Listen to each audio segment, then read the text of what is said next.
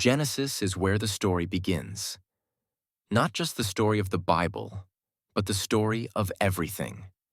In this first book, we see the origins of the universe, life, humanity, and even sin. It's where we meet the Creator, who brings order out of chaos and breathes life into dust. But Genesis is more than a creation story. It's about relationships, between God and people, and between people and each other. We see the first family, the first failure, and the first promise of redemption. Genesis begins with a profound declaration. In the beginning, God created the heavens and the earth. This single line teaches us a lot. First, it introduces God as the ultimate creator. Not just a force or a myth, but a personal, intelligent being who brings order out of chaos. Over 6 days, God creates light, the sky, land, plants, stars, animals, and finally, human beings. Each stage ends with the phrase, "And God saw that it was good." This reveals that creation is not random or evil, but good, purposeful, and ordered. And when God creates humans, male and female, He says, "Let us make mankind in our image." That phrase teaches that humans have a special place in creation. We are image bearers of God, with the capacity for reason, morality, creativity, and relationship. In Genesis 2 and 3, we meet Adam and Eve in the Garden of Eden. They live in harmony with God, but they're given one restriction: do not eat from the tree of the knowledge of good and evil. They disobey. And with that act, sin enters the world. This moment is called the Fall. It explains why the world is not as it should be, why there's pain, broken relationships, death, and separation from God. Genesis teaches that humanity has freedom, but also a tendency to choose self over God.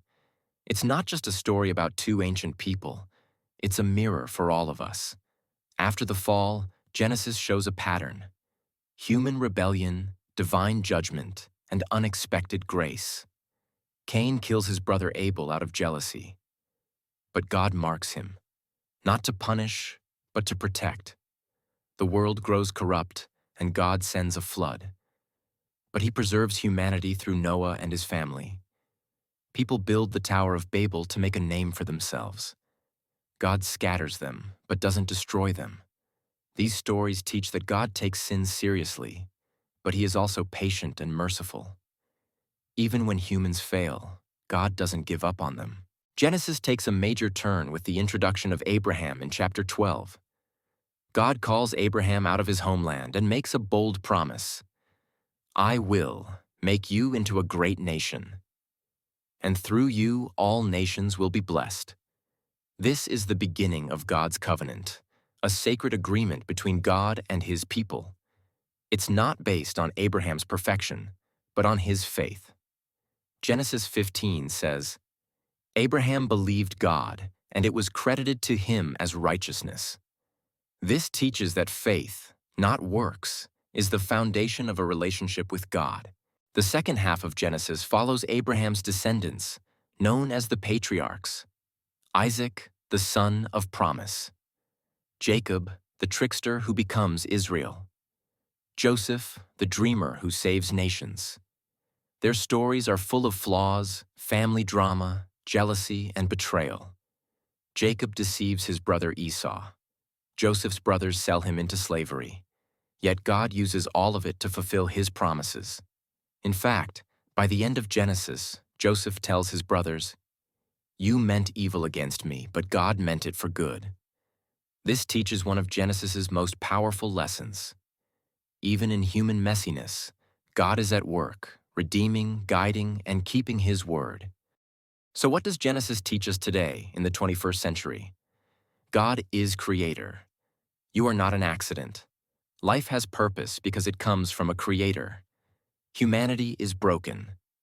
We all wrestle with sin, selfishness, and separation from God. God judges, but also saves. Even when we mess up, God doesn't abandon us. Faith is key. Like Abraham, we're called to trust, Even when we can't see the full picture, God keeps His promises. From generation to generation, His plan moves forward, even through weakness and failure. Genesis isn't just an ancient book of stories, it's a blueprint of the human journey, a book that invites us to know the Creator, understand ourselves, and walk in faith. If you enjoyed this breakdown, give it a thumbs up and let us know in the comments. What part of Genesis speaks to you the most? And don't forget to subscribe for more Bible time. Thanks for watching, and see you in the next video.